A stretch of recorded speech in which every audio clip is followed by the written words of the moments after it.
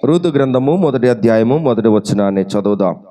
న్యాయాధిపతులు ఏలిన దినముల యందు దేశములో కరువు కలుగగా యోధా బెత్లెహేము నుండి ఒక మనుషుడు తన భార్యను తన 2 కుమారులను వెంటబెట్టుకొని మోయాబు దేశమున కాపురమునుటకు వెళ్ళెను.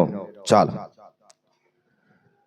న్యాయాధిపతులు ఏలిన దినముల యందు దేశములో కరువు కలుగగా, దేశములో కరువు వచ్చింది. దేశంలో కరువు రావడానికి కారణం కరువు రావడానికి కారణం ఇక్కడైతే రాయబడలేదు, కానీ కరువు రావడానికి కారణాన్ని ఇక్కడ తెలియపరచలేదు. కానీ న్యాయాధిపతులు గ్రంథములో మనం గనక చూస్తే, న్యాయాధిపతులు 2వ అధ్యాయము యెహోషువ గ్రంథము తరువాత న్యాయాధిపతులు అనగా రూతు గ్రంథమునకు వెనక 2వ అధ్యాయములో 16వ వచనం నుంచి 19వ వచనం వరకు చదివితే, ఆ కాలమున యెహోవా వారి కొరకు న్యాయాధిపతులను పుట్టించెను. వీరు దోచుకుని వారి చేతుల నుండి ఇశ్రాయేలును రక్షించిరి. అయితే వారు ఇంకా న్యాయాధిపతుల మాట వినక తమ పితరులు యెహోవా ఆజ్ఞలను అనుసరించి నడిచిన మార్గము నుండి త్వరగా తొలగిపోయి ఇతర దేవతలతో వ్యభిచరించి వాటికి నమస్కరించిరి. తమ పితరులు ఆజ్ఞలను అనుసరించినట్లు వారు నడవకపోయిరి. తమ శత్రువులు తమ్మును బాధింపగా వారు విడిచిన నిట్టూర్పులో యెహోవా విని సంతాపపడి వారి కొరకు న్యాయాధిపతులను పుట్టించి ఆయా న్యాయాధిపతులకు తోడయుండి వారి దినములన్నిటినూ వారి శత్రువుల చేతుల నుండి ఇశ్రాయేలును రక్షించెను. ఒక్కొక్క న్యాయాధిపతి చనిపోగా వారు వెనుకకు తిరిగి ఇతర దేవతలను అనుసరించి పూజించుచు వాటికి సాగిలపడుచు ఉండుట వలన తమ క్రియలలోనేమి తమ మూర్ఖ ప్రవర్తనలోనేమి దేనిని విడువక తమ పూర్వీకుల కంటే మరి మిగుల చెడ్డవారైరి. ఇక్కడ రాయబడిన మాట ప్రకారము ఇశ్రాయేలు వారు బాధించబడినప్పుడు, ఇశ్రాయేలీలు బాధలో ఉన్నప్పుడు, ఇశ్రాయేలీలు కష్టంలో ఉన్నప్పుడు వారిని తప్పించడానికి దేవుడు న్యాయాధిపతులను పుట్టించాడు. వినాలి. న్యాయాధిపతులను ఎందుకు పుట్టించాడంటే, దేవుడు ఇశ్రాయేలీలను తమ కష్టములో నుంచి వారిని తప్పించడానికి దేవుడు న్యాయాధిపతులను పుట్టించాడు.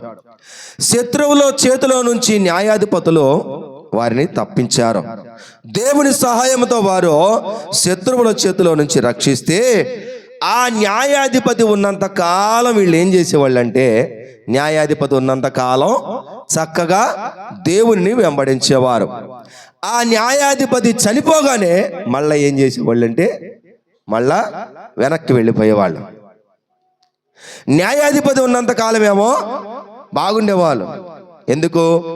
ఆయన చెప్తూ ఉండేవాడు శత్రువుల చేతిలో నుండి. అమ్మ, మీకు వినపడుతుందా? మీకు ఆ చెవులు అది పడుతుంది కదా, లోపలికి రండి. లేతే దేవుని స్తోత్రం. న్యాయాధిపతులను దేవుడు నియమించినప్పుడు వారు దేవుని సహాయంతో శత్రువుల చేతి నుంచి ఇశ్రాయేలును తప్పిస్తూ ఉన్నారు. ఇశ్రాయేలుల యొక్క ప్రవర్తన ఏంటి? ఇశ్రాయేలుల యొక్క స్థితి ఏమిటి? ఇశ్రాయేలుల యొక్క పరిస్థితి ఏమిటయ్యా అంటే, వాళ్ళు కష్టం రాగానే ఏమంటారంటే, దేవుడా నీకు వందనాలయ్యా, ప్రభువా మమ్మల్ని కాపాడయ్యా, ప్రభువా మమ్మల్ని రక్షించయ్యా, దేవా మమ్మల్ని విమోచించు, మా కష్టంలో నుంచి బయటకు తీసుకురా అని దేవునికి ప్రార్థన చేసేవారు.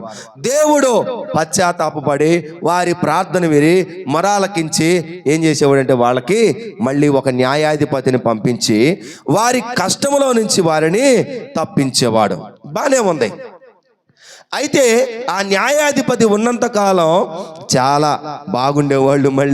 మళ్ళీ దేవుడికి ప్రార్థన చేస్తూ ఉండేవారు. ఎప్పుడైతే ఈయన టైం అయిపోయి, ఈయన సమయం అయిపోయి, ఈయన ఎప్పుడైతే మరణిస్తాడో ఇక ఏం చేసేవారంట? ఈ 19వ వచనంలో అంటున్నారు, తమ క్రియలలోనేమి తమ మూర్ఖ ప్రవర్తనలోనేమి దేనిని విడువక తమ పూర్వీకుల కంటే మిగుల చెడ్డవారిరి. అసలు ఎంతో భయంకరమైన చెడ్డతనంలోనికి వెళ్ళిపోయే వాళ్ళంట. ఆయన చనిపోగానే వెనక్కి మరలా తిరిగి చెడ్డవారిగా మారిపోయేవారు. కాబట్టి వారి క్రియలను బట్టి దేవుని దగ్గర నుంచి వారి మీదకి దేవుని కోపం వస్తూ ఉంటుంది. ఇశ్రాయేల్ గురించి దేవుడు చాలా బాధపడ్డాడండి. ఇశ్రాయేలు గురించి దేవుడు చాలా బాధపడ్డాడు. ఎక్కడ ఉంటుందంటే యెషయా గ్రంథంలో ఉంటుంది కదా. యెషయా గ్రంథంలో 14వ అధ్యాయంలో అంటాడు కదా. యెషయా గ్రంథము 14వ అధ్యాయము 10వ వచనం నుంచి మనం గనక చూస్తే, యెషయా గ్రంథము 14వ అధ్యాయము 10వ వచనం నుంచి గనక చూస్తే, వారందరూ నిన్ను చూసి నీవును మా వలె బలహీనుడు వైతివా,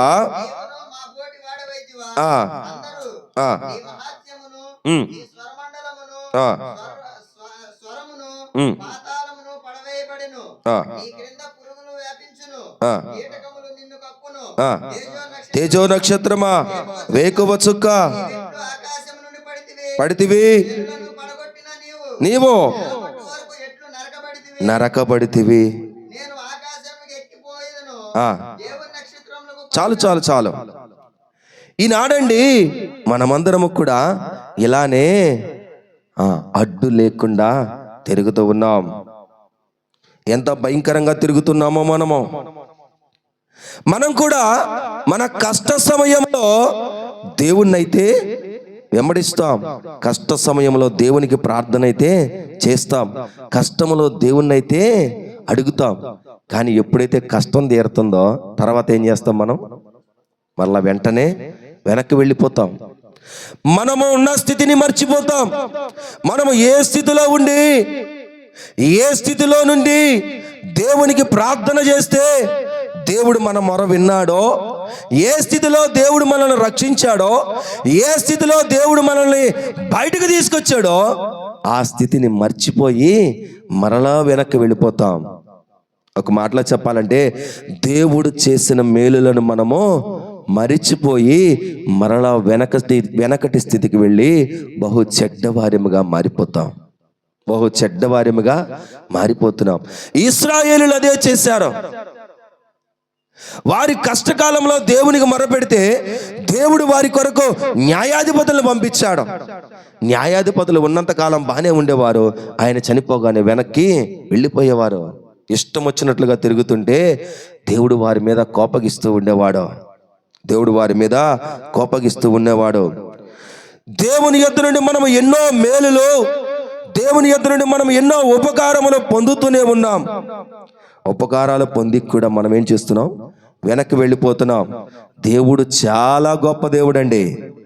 మనం ఎన్నిసార్లు తప్పిపోయినా, మనం ఎన్నిసార్లు పాపంలో పడిపోయినా, మనం ఎన్నిసార్లు వెనక్కి వెళ్ళిపోయినా దేవుడు ఏం చేస్తున్నాడు? దేవుడు మరలా మనల్ని క్షమిస్తున్నారు. ఎంత ప్రేమో కదండి దేవునికి. మనమంటే ఆయనకి ఎంతో ప్రేమ, చాలా ప్రేమ.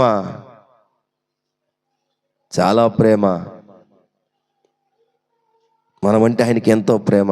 దేవుడు లోకమును ఎంతో ప్రేమించును. ఎంత అంటే దానికి కొలత లేదు.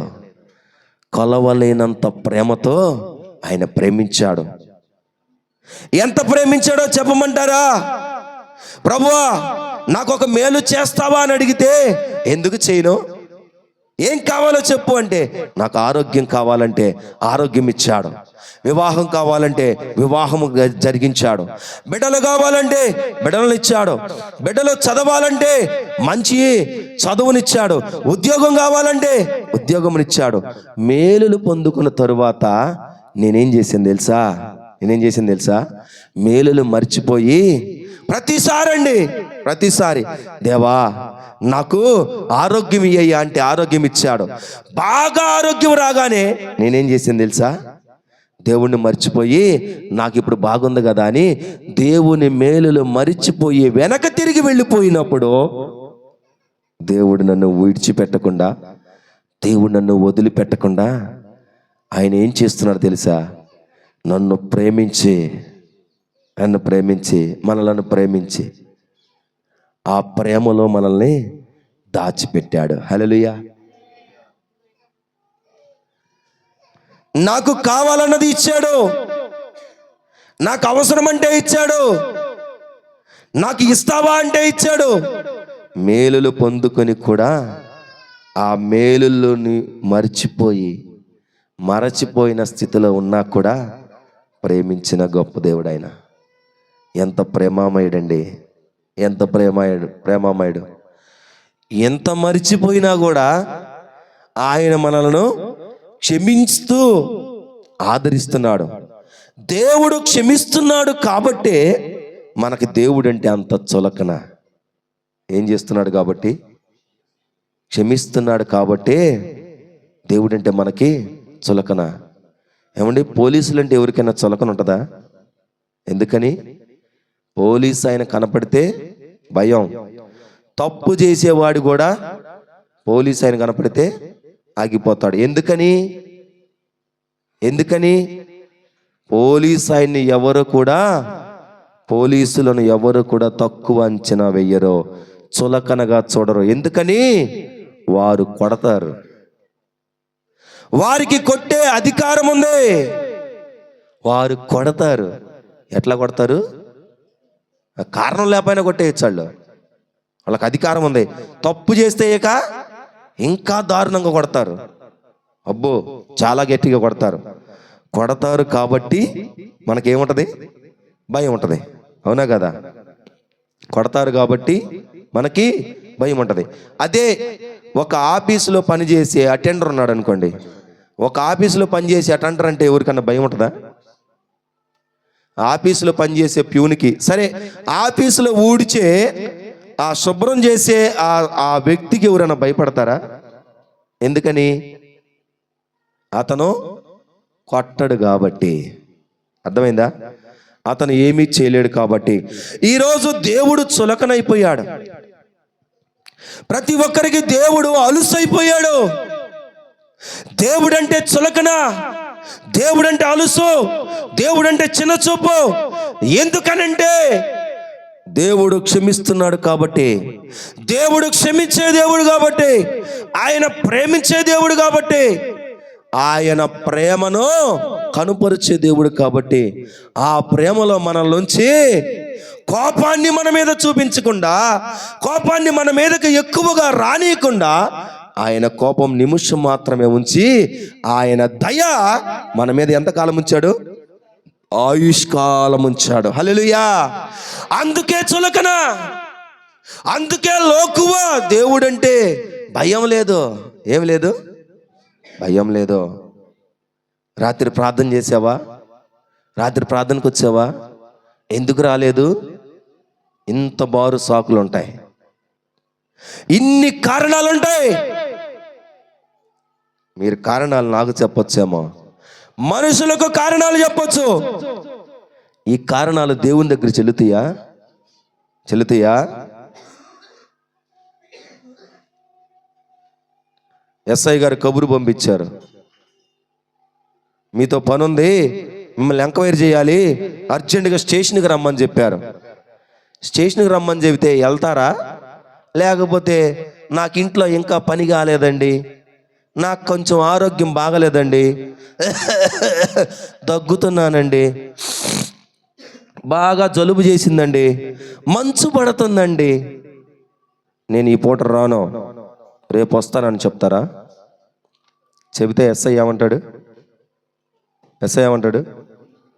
నువ్వు వస్తావా, నన్ను రమ్మంటావా? నువ్వు వస్తే మాట్లాడి పంపిస్తా, నేను వస్తే బాదుకుంటూ తీసుకెళ్తా. అప్పుడేం చేస్తారు? కళ్ళు గిర్రం తిరుగుతున్నాయండి. షుగర్ డౌన్ అయ్యి, బీపీ డౌన్ అయ్యి కళ్ళు గిర్రం తిరుగుతున్నాయి. సార్ నాకు కళ్ళు గిర్రం తిరుగుతుంది, నేను రానంటే ఊరుకుంటాడా? కళ్ళు తిరిగినా, పడిపోతున్నా, ఇంట్లో పని మొత్తం పక్కన పెట్టి, ఇంకా ఆరోగ్యం బాగున్నా బాగోపోయినా, దగ్గు తుమ్ము సీదు ఏమైనా ఏం చేయాలి? స్టేషన్ దగ్గరికి వెళ్ళాల్సిందే. ఆయనంటే భయం ఉన్నది కానీ దేవుడంటే భయం లేదు ఈరోజు. ఎందుకని? దేవుడు ఏం చేయడం లేదు కాబట్టి. ప్రియులారా, ఒక పోలీస్ వ్యక్తి, ఉద్యోగంలో ఉన్న అధికారి మహా అయితే మనల్ని ఏం చేయగలుగుతాడు? కర్రతోనో, లాఠీతోనో, ఆ చేతితోనో మన శరీరాన్ని అయితే గాయపరచగలుగుతాడు కానీ మన జీవితాన్ని సైతమో, మన బ్రతుకుని సైతమో మరణానికి అప్పగించగలిగిన దేవునికి ఈరోజు భయపడకపోవడం దారుణమైన పరిస్థితి. ప్రార్థన చేయవలసిన మనము ప్రార్థన చేయలేదు. దేవుని సన్నిధికి రావలసిన మనము దేవుని సన్నిధికి రాలేదు. దేవుని సన్నిధిలో కూర్చోవలసిన మనము దేవుని సన్నిధిలో కూర్చోలేదు. నువ్వు ఆటంకాలు ఎన్నైనా చెప్పు, నువ్వు ఎన్ని కారణాలైనా చెప్పు, నువ్వు ఎన్ని అడ్డంకులైనా ఉండనే, నువ్వు ఆగిపోయావంతే. ఇశ్రాయేలీయులు కష్టం వచ్చినప్పుడు దేవుడా అంటున్నారు, కష్టం తీరగానే దేవత అంటున్నారు. ఈరోజు మనం ఏమంటున్నాం? మనం కూడా కష్టం రాగానే దేవుడా అంటున్నాము, ఆ కష్టం తీరగానే అమ్మయ్యా అంటున్నాం. ఇక్కడ దేవుడితో మళ్ళీ పని వచ్చేది ఎప్పుడు? కష్టం వచ్చినప్పుడు. నాకు అప్పుడప్పుడు అనిపించింది, మీరు బాధపడరంటే చెబుతాను, మీరందరూ బాధపడనంటే చెబుతాను. చెప్పమంటారా? అమ్మా చెప్పేదా? దేవుడి సన్నిధికి రావాలంటే పద్దాకల కష్టాలుంటే బాగుండు అనిపించింది. స్తోత్రం. కష్టాలుంటే పద్దాకలు ఏం చేస్తాం? అవునా కదా? ఒక వ్యక్తి ఒక ఆసాము దగ్గర పనికి చేరాడు అనుకోండి. ఆయన నెల నెల 15,000 ఇస్తున్నాడు అనుకోండి. వీడు పనికి సరిగా వస్తాడా? రాడు. అరే నీకు నెలకు 10,000 కానీ ఏ రోజు డబ్బులు ఆ రోజు ఇస్తానని చెప్పాడు. ఇంకా బాగుంది, ఏ రోజుకి ఆ రోజు కమ్మ తాగొచ్చు అనుకున్నాడు. అయితే ఈ యజమానుడు ఏం చేస్తున్నాడు తెలుసా? అరే ఈరోజు నీకు ఇవ్వాల్సిన 300 ఇదిగోరా అని చెప్పి చేతిలో పెట్టాడు. ఆ పని చేసే వ్యక్తి లెక్కేసి, అయ్యారండి చెప్పు ఏంటో, అయ్యారండి 300 ఇవ్వండి. ఎంత ఉన్నాయి? 100 రూపాయలు ఉండయండి. అవునా? ఇటీరా లెక్కేస్తా. అరే 100రా ఇచ్చింది నీకు? 100నా? 300 అన్నావుగా, 100 ఎందుకు ఇచ్చావు? మిగతా 200 ఎందుకు తగ్గించావు? రే 100 తీసుకెళ్ళి ఇంట్లో అయ్యి, నీ సంగతి నాకు తెలుసు. రేపేం చేస్తాడండి? మళ్ళీ రేపు డబ్బు రావాలంటే ఏమండి? పనోళ్ళు చేసే మేస్తులు చేసే వ్యవహారాలు ఎట్టా ఉంటాయి కదా, తెలుసు, మీ అందరూ తెలుసు. ఏం చేస్తారు? సోమవారం నుంచి శనివారం దాకా పని చేయించుకుంటారు, ఆదివారం సెలవెత్తారు. శనివారం రాత్రికి వచ్చేలేకే వారం 6 రోజుల డబ్బులన్నీ ఇస్తాడంటే ఈడు ఏం చేస్తాడు? ఒకరోజు డబ్బులు బెగపట్టుకుంటాడు, ఒకరోజు డబ్బులు ఆపి అంటాడు, వాళ్ళు ఈలేదు సోమవారం వస్తావుగా పనికి, వస్తున్నావా? రావట్లేదు. ఎందుకు? బలేవాడు మన ఎందుకు రాను? వాళ్ళన్నీ ఇచ్చినా కూడా ఈయన మాత్రం ఒకరోజు డబ్బులు ఆపుతాడు. ఎందుకని? సోమవారం రాకుండా ఎగ్గొడతాడని. ఈ డబ్బులు ఆపితే అట్టకైనా సోమవారం వస్తాడని. ఏమండి? అట్ట డబ్బులు ఆపుతా ఉంటే ఏం చేస్తా ఉంటాం? ఇక సచ్చినట్టు ఆ డబ్బుల కోసమైనా రేపు పనికి పోతాం. ఈరోజు డబ్బులు రేపు ఇత్తాలే అంటాడు, రేపు డబ్బులు ఎల్లుండి ఇత్తాలే అంటాడు. ఆ డబ్బుల కోసమైనా వెళతాం. ఏమండి? దేవుడి మందిరానికి మనం ఎప్పుడు వస్తాం? కష్టం వచ్చినప్పుడు. అందుకే నాకు అనిపించింది, ఏమని, మన జీవితంలో ఎప్పుడు ఏముండాలి? ఏముండాలి? అదేంది పాస్టర్ గారు? కష్టాలు పోవాలని కదా నువ్వు ప్రార్థన చేయాల్సింది, బాధలు తీరాలని కదా నువ్వు మా కోసం ప్రార్థన చేయాల్సింది. మా తల మీద చేయబెట్టి మరీ ప్రార్థన చేస్తావే. యేసు నామములో కష్టాలన్నీ పారిపోవును గాక, యేసు నామములో బాధలు తీరిపోవును గాక అని కదా నువ్వు ప్రార్థన చేయాలి. ఏంది పాస్టర్ గారండి నువ్వేంటి ఇలా చెప్తావు? ఈ రోజు నుంచి నన్ను అట్ట ప్రార్థన చేయమంటారా? ఒకవేళ నన్ను ప్రార్థన యేసయ్యా ఓ చిన్న కష్టమైనా పెట్టయ్యా అని ప్రార్థన చేస్తే ఎట్టుండిద్ది అంటారు. అప్పుడు ఏం చేస్తాం? ఆ చిన్న కష్టం పోవట్లేదు కాబట్టి పొద్దాకలా ప్రభువా ఈ కష్టాన్ని తీసేయ్యా అని అట్టగైనా దేవుని మందిరానికి వస్తారేమో. మనం ఇంకా మేధావులు, మనం ఇంకా చాలా పెద్ద మేధావులం. ఏందో తెలుసా? అది కూడా వంక పెట్టుకొని ఆగిపోతాం. మనం అంత పెద్ద మేధావులం. దేవుడు అట్టగైనా మందిరానికి వస్తారేమోనని ప్రార్థన చేస్తారేమో చిన్న కష్టం పెడితే మనం ఏం చేస్తాం తెలుసా? దాన్ని వంక పెట్టుకొని ప్రభా నాకు ఏ కష్టం వచ్చింది కాబట్టి నా మనసు ఏం బాగలేదయ్యా. ఏందంట? మనసు బాగలేదు కాబట్టి మందిరానికి రాలేదు. మనసులో సంతోషం లేదు కాబట్టి మందిరానికి రాలేదు. ప్రియులారా నిజమేనా? అట్లానే జరుగుతుందా? ఇది మారాలి మన జీవితాల్లో, ఇది మారాలి. బెత్లెహేము అనగా రొట్టెల గృహము. రొట్టెల గృహములో కరువు ఎందుకు వచ్చింది? రొట్టెల ఇంటిలో కరువు ఎందుకు వస్తుంది అనంటే వారి యొక్క ప్రవర్తనను బట్టి, వారి క్రియలను బట్టి, వారి యొక్క తలంపులను బట్టి, ఉద్దేశాలను బట్టి, ఆలోచనలను బట్టి వారికి కరువు వస్తుంది. ఏంటి ఆలోచనలు అంటే, కష్టం వచ్చినప్పుడేమో దేవుడు అంటున్నారు, కష్టం తీరగానే అమ్మయ్య అంటున్నారు. దేవుని మాట విన్న వారందరూ కూడా దీవించబడ్డారు. దేవుని మాటను అంగీకరించిన వారు, దేవునికి లోబడిన వారు దీవించబడ్డారు. చెప్పమంటారా? బైబిల్లో అబ్రహాము దేవుని మాట విన్నాడు, దీవించబడ్డాడా లేదా? దీవించబడ్డాడు. ఇస్సాకు దేవుని మాట విన్నాడు, దీవించబడ్డాడా లేదా? చెప్పరేంటి? కరువు కాలంలో ఆ దేశంలో అందరూ పంట లేదు, కానీ ఇస్సాకు ఒక్కడే దేవుని మీద నమ్మకంతో, విశ్వాసంతో పంట ఇస్తేనో ఆ సంవత్సరం ఎన్ని బస్తాలు పండాలో అన్ని బస్తాలన్నీ పండినాయి అంట. హల్లెలూయా. కరువు కాలంలో కూడా ఇస్సాకు దేవుని మాట విన్నాడు, దీవించబడ్డాడు. యాకోబు దేవుని మాట విన్నాడు, దీవించబడలేదా? దేవుడు చెప్పాడు, పదా బేతేలుకు పదా, నేను నిన్ను ఆశీర్వదిస్తాను. యెహోవా చేత ఆశీర్వదించబడిన వాడా. ఇశ్రాయేలు అని పేరు మార్చబడిన యాకోబు దేవుని మాట విన్నాడు, ఏం చేయబడ్డాడు? దీవించబడ్డాడు. యోసేపును అమ్మేశారండి, ఐగుప్తు దేశానికి అమ్మేస్తేనో దేవుడు అన్నాడు, నేను నీకు తోడుగా ఉన్నాను, నేను నీకు తోడై ఉన్నాను, భయపడద్దు, పదా నేను నీతో ఉంటాను పదా అంటే యోసేపు ఏం చేశాడు? దేవుని మాట విన్నాడు, దీవించబడ్డాడు. దావీదు, మోషే, యెహోషువ, కాలేబు, పౌలు, తిమోతి వీరందరూ ఏం చేశారు? ఏం ఆశీర్వదించబడ్డారు?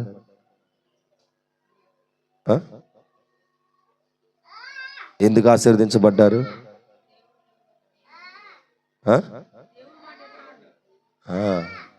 దేవుని మాట విన్నారు. దేవుని మాట విన్న వారందరూ దీవించబడ్డారు. దేవుని మాట వింటే మనము కూడా దీవించబడతాం. మాట విని వారందరూ దీవించబడ్డారు కదా, వారు పోషించబడ్డారు కదా, వారు పోషించబడలేదా?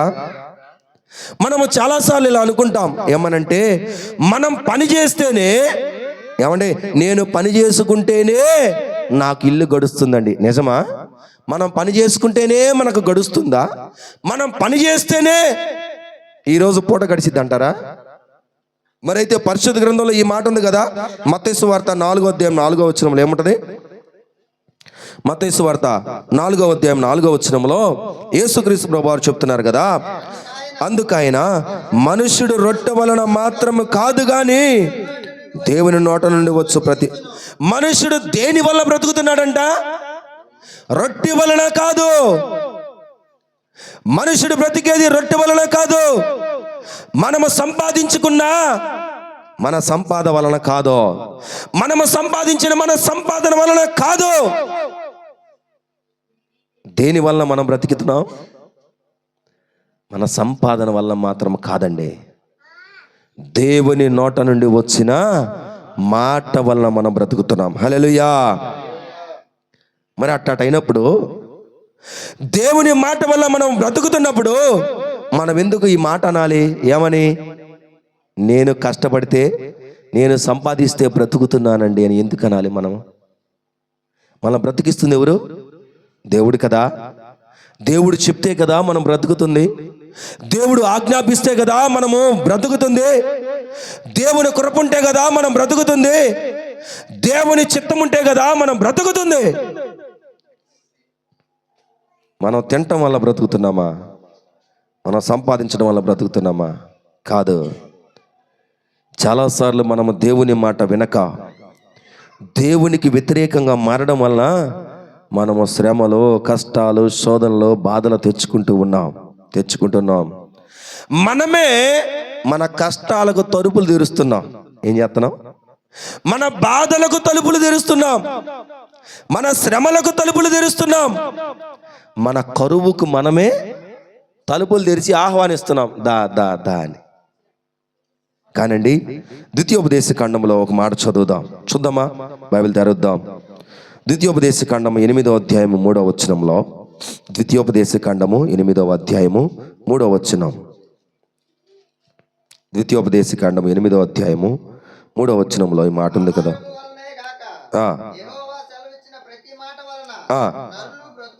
బ్రతుకుదురని నీకు తెలియజేయుటకు ఆయన నిన్ను అణిచి నీకు ఆకలి కలుగజేసి నీవే గాని నీ పితరులే గాని ఎన్నడెరుగని మన్నాతో నిన్ను పోషించను. హల్లెలూయా.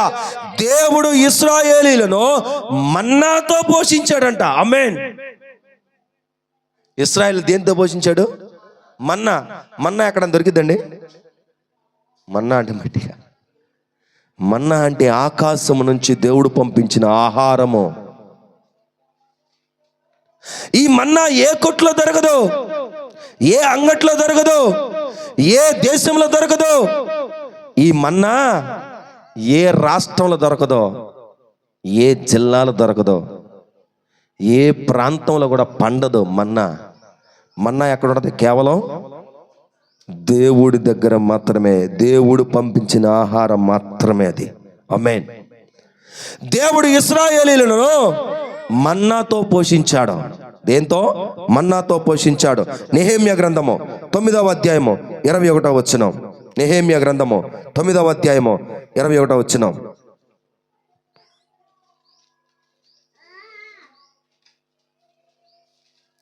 నెహెమ్యా గ్రంథము 9వ అధ్యాయము 21వ వచనం, 408వ పేజీ. నిజముగా అరణ్యములో ఏమీయూ తక్కువ కాకుండా 40 సంవత్సరములు వారిని పోషించితివే. దేవుడు ఎన్ని సంవత్సరాలు పోషించాడు? 40 సంవత్సరాలు పోషించాడు. ఎవరిని? ఇశ్రాయేలీయులని. ఎక్కడా? అరణ్యములో, అడవిలో, ఎడారిలో, ఏమీ లేని ప్రాంతములో, ఆహారము దొరకని స్థలములో దేవుడు ఎన్ని సంవత్సరాలు? 1, 2, 3, 10, 20, 30, 40 సంవత్సరాలు దేవుడు ఇశ్రాయేలుని పోషించాడు. హల్లెలూయా. వారు ఎలా బ్రతికారండి? వారు ఏం సంపాదించారండి? వాళ్ళు ఏం పని చేశారండి? వాళ్ళు ఏ పని చేసి బ్రతికారండి? ఈరోజు మనం అంటామే, నేను పనికి వెళ్తేనే నా కుటుంబం బతికిద్ది, నా పిల్లలు పని చేస్తేనే నా ఇల్లు గడిచిద్ది, నా భార్య పనికి వెళ్తేనే నా కుటుంబం పోషించబడిద్ది, నేను, నా భార్య, నా పిల్లలు మేమందరం పని చేస్తేనే మేము పోషించబడతామని అనుకుంటున్నావేమో. కాదు కాదు కాదు. మనల్ని పోషిస్తుంది ఎవరు? దేవుడు. దేవుడు మనలను పోషిస్తున్నారు. అరణ్యములో ఎన్ని సంవత్సరాలు? 40 సంవత్సరాలు దేవుడు ఇశ్రాయేలును పోషించాడు. దేనితో? మన్నాతో దేవుడు ఇశ్రాయేలుని పోషించారు. ఏ అహరోను, రేయ్ కూర్చో. మన్నాతో దేవుడు ఇశ్రాయేలుని పోషించాడు. చూడండి, ఇంకా నేను చెప్పాలంటే చాలా ఉంటాయి. చెప్పమంటారా? ఏలియా గారి విషయానికి వెళ్తే, ఏలియా గారండి దేవుని మాట విన్నాడో. ఏలియా ఏం పని చేయలా? ఏం పని చేశాడు ఏలియా? ఏం పని చేసేవాడు ఏలియా? ఏ పనికి వెళ్ళాడయ్యా? పురుషులారా చెప్పండి మీరు. ఏలియా ఏం పని చేశాడు? అదే ఏం చేశాడని అడుగుతున్నా. ఏం చేశాడు ఏలియా? ఆయన పోషించడానికి, ఆయన జీవన వ్యాపారం కొరకు ఏ పని చేయలే. దేవుని ప్రవక్తగా ఉన్నాడు, దేవుడు చెప్పిందే చేస్తా ఉన్నాడు, దేవుని మాట వింటా ఉన్నాడు. దేవుడు ఏలియాకు చెప్పాడు, వెళ్ళు ఇశ్రాయేల్ దగ్గరికి వెళ్ళి వాళ్ళతో మాట్లాడు, వాళ్ళు ఎందుకు ఇలా ఉన్నారు వెళ్ళు అనగానే ధైర్యం తెచ్చుకొని ఏలియా గారు ఇశ్రాయేల్ దగ్గరికి వెళ్ళి అంటాడు, మీరు ఎంతకాలం 2 తలంపుల మధ్య ఉంటారు, రండి తేల్చుకుందాం అని ధైర్యముతో సాహసము చేసి దేవుడైన యెహోవా గొప్ప దేవుడని నిరూపించగలిగాడు. హల్లెలూయా. ఆ తర్వాత ఏం పని చేశాడు? ఏం చేయలా. దేవుడు చెప్పాడు, నువ్వు వెళ్ళి కేరీతు వాగు దగ్గర ఉండు, అక్కడ నీళ్లు తాగుతా ఉండు అన్నాడు. వెళ్ళాడు, అక్కడ నీళ్లు తాగుతా ఉన్నాడు. ఎందాక నీళ్లు తాగుతాడు? ఆ నీళ్లు తాగితే ఆకలి తీరట్లేదు అనుకుంటేనో, అయ్యా ఆకలి అవుతుందండి, నీ ఆకలి నాకు తెలుసు, ఆ చెట్టు కింద కూర్చున్నాడు. వచ్చేసినాయి.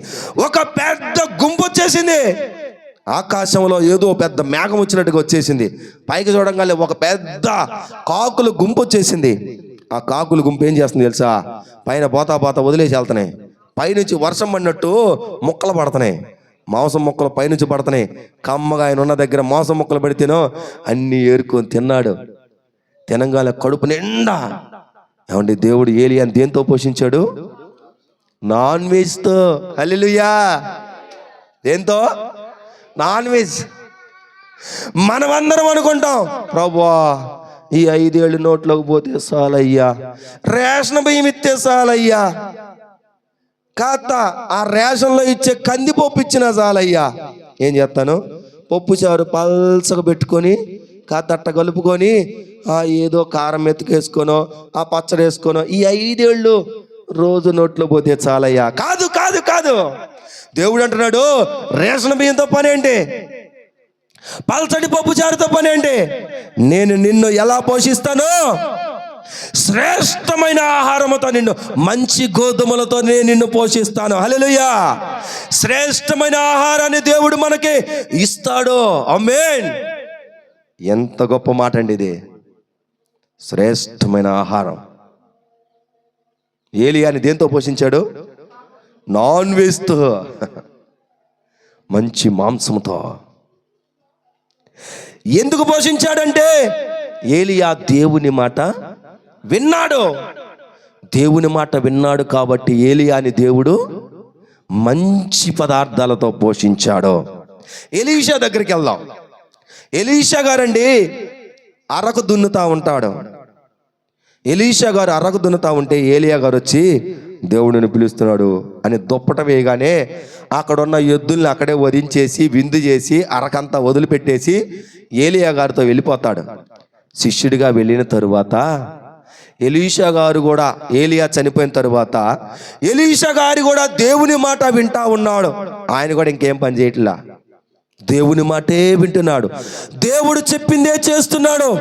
దేవుడు చేయమన్నదే చేస్తూ ఉంటే ఎలీషా గారిని కూడా దేవుడు ఎలా పోషించాడో తెలుసా? ఎలా పోషించాడో తెలుసా? సారేపతు క్షమించండి, షునేమి పట్టణస్తురాల దగ్గరికి పంపించాడు. ఏలియా గారిని పోషించడానికి దేవుడు కాకులు పంపించాడు. తర్వాత సారేపతు విధవరాల దగ్గరకు పంపించాడు. ఏలియా గారిని అయితే షునేమి పట్టణస్తురాల దగ్గరకు పంపించాడు. అక్కడికి పోతా ఉంటే ఆమె ఏమనుకుంది తెలుసా? అయ్యా, మన దగ్గరకు వస్తున్న వ్యక్తి దైవజనుడయ్యా, మన దగ్గరకు వస్తూ పోతున్న వ్యక్తి దైవజనుడు. అందుకని ఏం చేద్దాం మనం? ఆయన కోసం అయ్యా మన ఇంటి స్థలములు ఆయన కొరకు ఒక గది కడదాం. చూడండి, ఒక వ్యక్తిని ప్రేరేపించి దేవుడు ఏం చేశాడు? ఎలీషాకి ఏకంగా ఇల్లే ఇచ్చేసాడు. హల్లెలూయా. ఇక ఆ ఇల్లు ఎవరిది? ఎలీషా గారిది. ఎప్పుడైనా రావచ్చు, ఎప్పుడైనా పోవచ్చు, ఎన్ని రోజులైనా ఉండొచ్చు, ఎన్ని రోజులైనా ఆడ తినొచ్చు. ఇంతగా ఆయన వండుకుంటాడు అనుకుంటున్నారా? ఆయన ఏం వండుకోడు.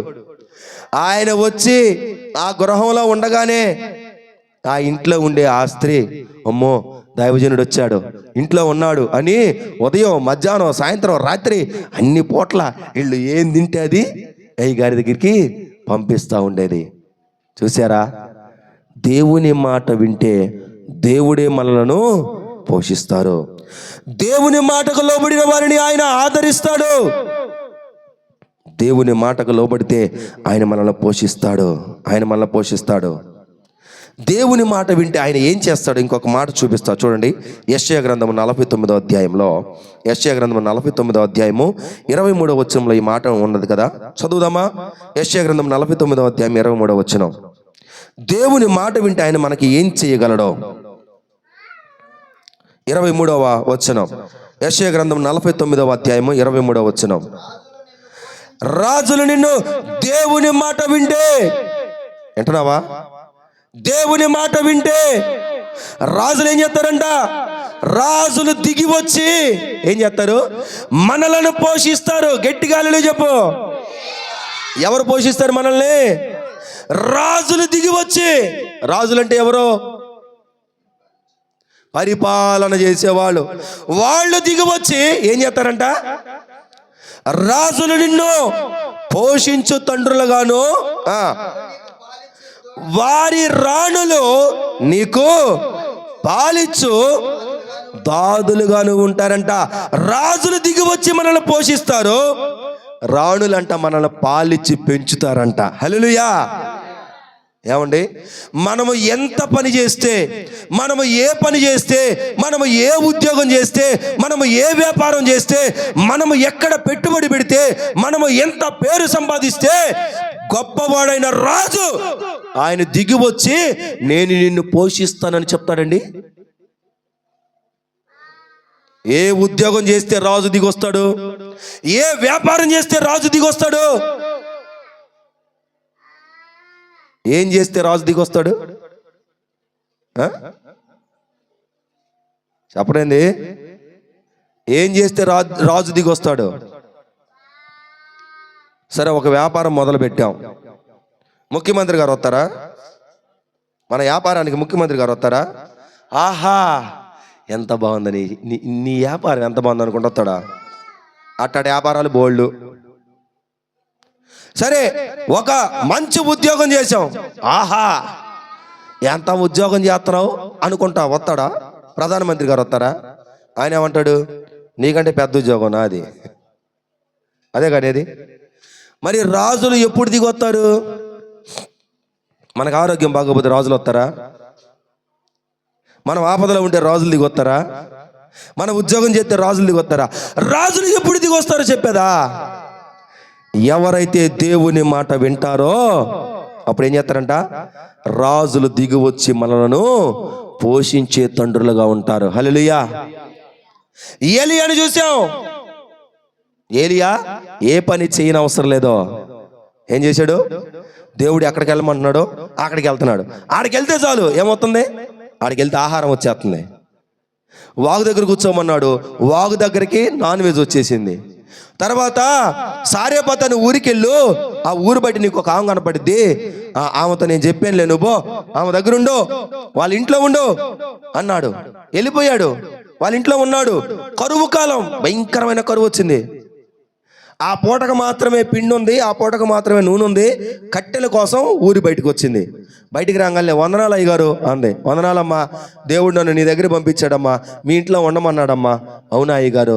సరిగా నాకు కాసిన మంచినీళ్ళు ఎత్తావా? ఎందుకేనో ఎత్తా, రండి. ఇంటికి తీసుకెళ్ళింది, మంచినీళ్ళు ఇచ్చింది. తర్వాత ఏం చేస్తున్నావమ్మా? ఏం లేదు అయ్యగారు, కొంచెం పిండి ఉంది, నాకు నా కుమారుడికి ఈ పూటకు వస్తుంది, ఈ పూట ఈ రొట్టె చెర ఒకటి చేసుకొని తిని చనిపోదామని పొలాల కోసం వచ్చానండి అని చెప్పింది. అప్పుడు ఆయన అన్నాడు, సరేనమ్మా ఎదిరి చేస్తున్నావు కాబట్టి ఫస్ట్ చేసిన అప్పం నాకు ఇయ్యమ్మా అన్నాడు.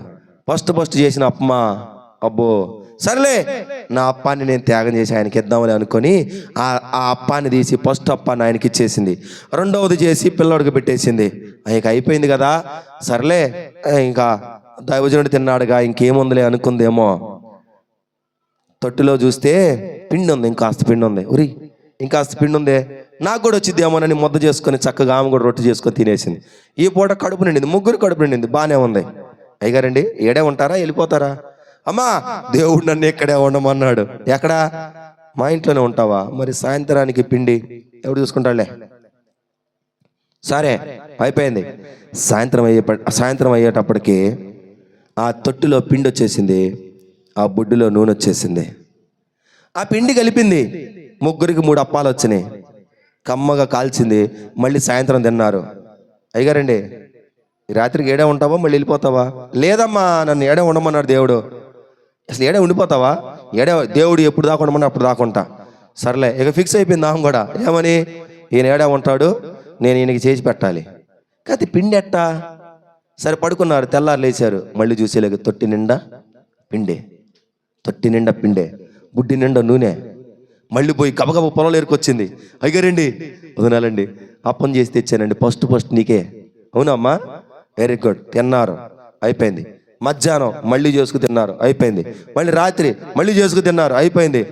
ఆ విధముగా ఎన్ని సంవత్సరాలు అయితే కరువు ఉందో ఆ కరువు కాలం అంతా బయట ఉన్న వాళ్ళందరేమో కరువుతో ఆకలి చచ్చిపోతా ఉంటే ఈ విధవరాలి కుమారుడు, వారితో పాటు ఉన్నటువంటి దైవజనుడు, ఈ ముగ్గురు కూడా చక్కగా దేవుడు అనుగ్రహించిన ఆహారముతో తృప్తిగా తిని వారు పోషించబడ్డారు. హల్లెలూయా. అర్థమైందా ప్రియ దేవుని బిడ్డ? దేవుని మాట వింటే దేవుడు మనల్ని పోషిస్తాడు. ఎలాగా? రాజులు దిగొచ్చి పోషించే తండ్రులుగా ఉంటారు. నీకెందుకు అబ్బాయి పనులు? ఏమంటారు రాజుగారు? నీకెందుకయ్యా, అమ్మ కూర్చొని తిను, నేనుండాగా. ఏమంటాడు? అమ్మ కూర్చొని తిను. రాజులు వచ్చినా కూడా మనం పని చేయటం ఒప్పుకుంటారు రాజుగారు? అవసరం లేదో. నువ్వు సార్ నేను వెళ్తున్నా, ఏడికి వెళ్తున్నావు? సార్ మీరు ఇంట్లో ఉండండి, నేను పనికి పోవాలి కదా సార్. మరి నేను పని చేసుకుంటేనే కదా నాకు మరి మధ్యాహ్నానికి భోజనం. మరి పిచ్చోడా, నేను మీ ఇంటికి వచ్చానురా, నేను నీతో ఉండడానికి వచ్చా, నన్ను వదిలేసిపోతావా? మరి ఏం చేయమంటారండి? మధ్యాహ్నం భోజనం నీకు పెట్టాలి, నేను తినాలి. మరి పనికి పోతేనే కదా. మరి నీకు అసలు మైండ్ ఉందా? నువ్వు పనికి పోవాల్సిన అవసరం ఏందయ్యా? నేను ఎవరిని? రాజు. చూసావు నా ఒంటి నుండి ఎంత బంగారం ఉందో? ఇది అమ్ముకుంటేనే, అసలు ఇది అమ్మితేనే చాలు నువ్వు నేను ఇద్దరం కూర్చొని తినొచ్చు. ఇంకా వెనకాల బ్యాంకులో చాలా ఉంది, ఖజానాలో చాలా ఉంది. అబ్బాయి ఆర్థిక మంత్రి ఏడుండవు ఎట్రా? సార్ అయ్యగారు చెప్పండి, రాజుగారు చెప్పండి. ఏందయ్యా ఈయన ఎట్ట అంటాడు? నువ్వు అర్జెంటుగా పోయి ఒక 100 కోట్లు తీసుకురాపో. సార్ సరిపోతాయా? ముందు 100 కోట్లు తెచ్చి మన ముందు ఎట్ట పరిచాడు అనుకోండి, ఎట్టండి దిక్కు మనకి 100 కోట్లు మన ముందు పరవంగానే ముందు ఏమైద్ది? కళ్ళు తిరిగి డామ్ అని పడిపోతాం. డామ్ అని పడిపోయి నీళ్లు చల్లంగానే తర్వాత లేచి, సార్ ఇది అంతా నిజం డబ్బేనా సార్? ఈ డబ్బు అంతా నిజమేనా అబద్ధమా? నిజమేనయ్యా, ఇదిగో మన దగ్గర ఇంత ఉంది, ఇంకెంత కావాలి చెప్పు. ఇట్లాంటి 100 కోట్లు ఇంకా చాలా ఉండేది ఆడ. అవునా? అయితే ఇప్పుడు నేను మళ్ళీ పనికి అరే మళ్ళీ పని అంటావేంది? సరే ఇప్పుడు నేను పనికి వెళ్ళమంటావా, ఆగిపోమంటావా? ఇంకెందుకురా బాబు, ఇంకా పనికి వెళ్ళేది ఎందుకయ్యా? మరి 100 కోట్లు నాకేనంటావా? మరి నీకే తెప్పించింది ఏడ పెట్టుకుంటా? బీరువాలు పెట్టుకుంటావా? సార్ నా బీరువాలేదు సార్. ఓ మంత్రి ఏందయ్యా ఈ బాధలో? డబ్బు తెచ్చినవాడు బీరువా తేవద్దా? పో. ఈ డబ్బు అంతా పట్టడానికి బీరువా. సార్ దొంగడు కొట్టేయకుండా మంచి బీరువా తెప్పించు. రే మంచి బీరువా తెచ్చి పెట్టాడు. ఇప్పుడు ఎంత ఉంది ఈయన దగ్గర? 100 కోట్లు. ఇక రాజుగారు ఏడుండి, ఏంది మరి మధ్యాహ్నం ఏం తిందాం? ఏం తింటానయ్యా, ఏదో డబ్బు లేనోడయ్యా, నేనేం తింటాను? పప్పుచారు. ఒరే మళ్ళీ డబ్బు లేనోడి అంటావు? 100 కోట్లు పెట్టాంగా. సార్ అవి నాకేనా, వాడుకోవచ్చా? ఒరి నువ్వు వాడుకోవడానికేనయ్యా. సార్ దాంట్లో ఒక 100 రూపాయలు తీసుకోమంటావా? ఇదిగో నేను మళ్ళీ చెబుతున్నా, ఆ 100 కోట్లు ఈ రోజు నుంచి నీయే. 100 కాదు, 1000 కాదు, 100 కోట్లు తీసుకెళ్ళి ఖర్చు పెట్టేసుకో. సార్ ఒకేసారి ఖర్చు పెడితే అయిపోతే పానీయే, మన దగ్గర చాలా ఉండే, మళ్ళీ తెప్పిస్తాను. నువ్వు ముందు 100 కాదు, ఎంత కావాలి తీసుకెళ్ళిపో. ఎంతకు ఏం కూర చేస్తానా? అదేనయ్యా ఏదో పేదోడు, మళ్ళీ పేదోడు అంటే ఇరగదీస్తా, దెబ్బలు పడతాయి. 100 కోట్లు ఉన్నాయి, ఏం కూర ఉండదు ఇప్పుడు చెప్పు. అదేనయ్యా నేను పేదోడిని కాబట్టి మళ్ళీ పేదోడు. అరే నీ పప్పు చీరలు పక్కన పెట్టిరా బాబు, ఏం వండుతావు చెప్పండి సార్, ఏం తెమ్మంటావు?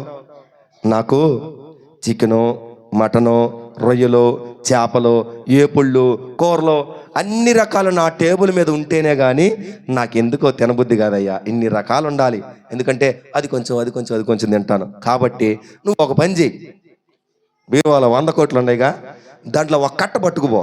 ఒక కట్ట తీసుకెళ్ళి మార్కెట్లో ఏమేమైతే ఉన్నాయో కూరగాయలు, మాంసాలు, చేపలు, రొయ్యలు ఏం దొరుకుతాయి రేటు ఆలోచించబాక, పో వెళ్ళిపోయి మార్కెట్ కొనుక్కురాకపో. సార్ తీసుకెళ్ళమంటారా? తీసుకెళ్ళ. సరే కట్ట తీసుకున్నాడు, ఇప్పుడు ఎట్ట వెళ్తాడు? ఇక ఎన్నడ దాకేమో, అమ్మ ఒక 10 రూపాయలు టమాటాలు ఎత్తావా? 10 రూపాయలు కాదు వస్తాయి అమ్మ, 2 ఇచ్చినా చాలు అమ్మ. 2 పచ్చిమిరకాయలు డబ్బులు అవుతాయి అమ్మ, డబ్బులు లేవులే, 2 పచ్చిమిరకాయలు వేయమ్మ. 2 పచ్చిమిరకాయలు వేసినాక అదిగో రవ్వంత కొత్తిమీర పెట్టమ్మా. రాదయ్యా, కొత్తిమీర అయిపోగానే అమ్మో ఒక్క రెబ్బ కరేపాకు వేయమ్మా. ఏందయ్యా నువ్వు 10 రూపాయలు ఇచ్చి ఇన్ని తీసుకెళ్తావా? నిజంగానే 10 రూపాయలు ఇచ్చి పిసినారిలాగా కూరగాయలు కొనుక్కొచ్చుకున్నాడు. ఇప్పుడు ఎట్టపోతాడు? ఇప్పుడు జేబులో ఎంత ఉంది? ఒక కట్ట ఇక పెట్టుకొని వెళ్ళి ఒక 5 కేజీలు టమాటాలు. నువ్వేనా? నేనే. ఎన్ని? 5 కేజీలు. నిజమేనా? నా చెవులు వినపడుతున్నాయా లేదా ఏమన్నా కలగంటున్నానా? సార్ మీరు నిజంగా నువ్వేనా? నేనేనమ్మా. ఏంది రోజు 10 రూపాయలకి అన్ని సామాన్ తీసుకెళ్ళేవాడివి, ఈరోజు ఏంది 5 కేజీలు టమాటాలు? 5 కేజీలు టమాటాలు, 5 కేజీలు బెండకాయలు, 5 కేజీలు దుంపలు, 5 కేజీలు దొండకాయలు, 5 కేజీలు అన్ని 5 కేజీలు వేసాయి. అసలు ఏమేమి నీ దగ్గర ఏమేమి ఉన్నాయి చెప్పు? ఇవన్నీ కాదు కానీ అదొక బస్తా ఇంటికి పంపించు. బస్తాలా? బస్తాలే. ఎంత డబ్బులు ఉన్నాయా? ఎగ్గొడతావా? ఇదిగో ఏం చూపిస్తాడు? ఎంత అయితే చెప్పు. ఇసిరేస్తావా? చేపల మార్కెట్కి పోతాడు. ఏం చూస్తాడు? కొరమేళ్ళు చూసి ఎంత అయ్యా అదేనయ్యా 450 చదువుతున్నాను, 400కి ఇచ్చేస్తున్నానయ్యా, 500 ఇస్తా మొత్తం వేసేయి. ఇదేంది? నేను 450 చెప్పింది, 500 ఇస్తా మొత్తం వేసేయి. చాలా ఇంకో 100 ఇస్తా 600 చేసేస్తావా? ఎందుకైనా అయ్యా బంగారం వేసేస్తా. ఎంత పెట్టుకుంటున్నాడు? కొరమేళ్ళు, చేపలు, రొయ్యలు, పీతలు ఏమొస్తాయి? కొంగలు కనపెడితే కొంగలు. ఎన్ని ఉన్నాయి కొంగలు? 5 జాతలో నేను ఏం చేసుకుంటావు? మొత్తం వేసేయి. ఇప్పుడు మొత్తం తీసుకెళ్ళి ఇంటికి తీసుకెళ్ళి ఏం చేస్తాడు? మొత్తాన్ని చక్కగా వండి కూర్చొని, వండావా? వండానయ్యా. తిందామయ్యా. ఏం తింటావు నువ్వు? ఏదో పేదోడినయ్యా. రే మళ్ళీ పేదోడిని అంటావు. ఈ వండిని ఎన్ని ఎవరికి? అన్నీ నేనే తినేస్తానా? కూర్చో. ఇవన్నీ నీకు నాకు, మన ఇద్దరికి. నీకు ఏది నచ్చితే అది తిను, ఏది తినాలనిపిస్తుందో తిను. అయ్యా ఇది మిగిలిపోయిద్ది నీకు అనవసరం. మిగిలిపోయిన దాని గురించి ఆలోచించబాక. మా నాన్నకి చాలా మంది ఉన్నారు, వాళ్ళు తినేస్తారులే మిగతాదంతా. ప్రియులారా, రాజు దిగి వచ్చి ఏం చేస్తున్నాడు? మనల్ని పోషిస్తున్నాడు. వారి రాణులంట ఏం చేస్తారంట? మనల్ని పాలిచ్చి పెంచుతారంట. దేవుని మాటింటే రాణులు పాలిచ్చి పెంచడం అంటే అర్థమైంది? ఒళ్ళో వేసుకొని పాలు ఎట్టెత్తారు. చాలా జాగ్రత్తగా పిల్లోడికి పాలు ఎంత జాగ్రత్తగా ఇస్తారో బిడ్డకి అంత జాగ్రత్త పరుస్తారు. ఎవరు? దేవుని మాట విన్న వారిని. వెనుతిరగగా దేవుని యందు విశ్వాసం ఉంచితే దేవుడే పోషించి సంరక్షిస్తాడు. దేవుని మాట వినని వారిని ఒక 2-3 చెప్పి ముగిచ్చేస్తాను. దేవుని మాటను వినని బిలాము అని ఆయన ఉన్నాడు. బిలాము దేవుని మాట వినకుండా ఎవరి మాట విన్నాడు తెలుసా? దేవుని మాట వినకుండా బిలాము ఒక రాజుగారి మాట విన్నాడు. రాజుగారి మాట విన్న బిలాము చివరికి నష్టాన్ని పొందుకున్నాడు. దేవుని మాట వినని ఆకాను ఏమైపోయాడు? ఐశ్వర్యం కోసం పరిగెత్తాడు, చివరికి ఏమైపోయాడు? చనిపోయాడు. దేవుని మాట వినని గేహజీ ఏమైపోయాడు? భోగం కోసం పరిగెత్తాడు, కుష్ఠరోగం తెచ్చుకున్నాడు. దేవుని మాట వింటే రాజులు దిగొస్తారు, దేవుని మాట వినకపోతే ఎవరు దిగొస్తారు? మరణం దిగొస్తుంది. ప్రియులారా, దేవుని మాట వింటే దేవుడే మనల్ని పోషిస్తాడు, దేవుడే మనల్ని సంరక్షిస్తారు.